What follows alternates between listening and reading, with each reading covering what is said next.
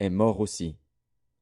Le messager partit, et, à son arrivée, il fit rapport à David de tout ce que Joab lui avait ordonné. Le messager dit à David, ces gens ont eu sur nous l'avantage. Ils avaient fait une sortie contre nous dans les champs, et nous les avons repoussés jusqu'à l'entrée de la porte. Les archers ont tiré du haut de la muraille sur tes serviteurs, et plusieurs des serviteurs du roi ont été tués, et ton serviteur Uri, le Héthien, est mort aussi. David dit au messager, voici ce que tu diras à Joab.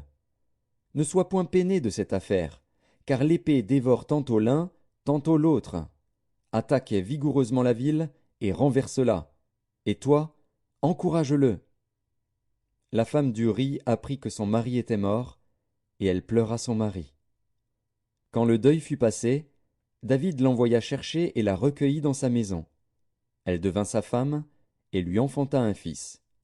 Ce que David avait fait déplut à l'Éternel. 2 Samuel, chapitre 12. L'Éternel envoya Nathan vers David. Et Nathan vint à lui, et lui dit, il y avait dans une ville 2 hommes, l'un riche et l'autre pauvre. Le riche avait des brebis et des bœufs en très grand nombre.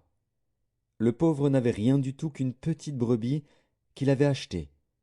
Il la nourrissait, et elle grandissait chez lui avec ses enfants. Elle mangeait de son pain, buvait dans sa coupe, dormait sur son sein, et il la regardait comme sa fille. Un voyageur arriva chez l'homme riche. Et le riche n'a pas voulu toucher à ses brebis ou à ses bœufs pour préparer un repas au voyageur qui était venu chez lui. Il a pris la brebis du pauvre et l'a apprêtée pour l'homme qui était venu chez lui. La colère de David s'enflamma violemment contre cet homme, et il dit à Nathan, l'Éternel est vivant, l'homme qui a fait cela mérite la mort, et il rendra 4 brebis pour avoir commis cette action et pour avoir été sans pitié.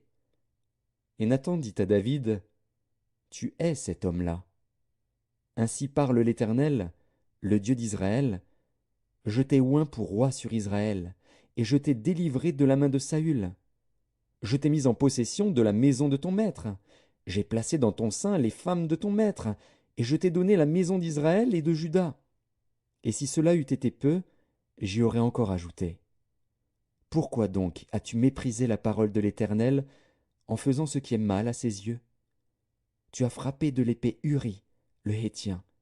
Tu as pris sa femme pour en faire ta femme, et lui, tu l'as tué par l'épée des fils d'Ammon.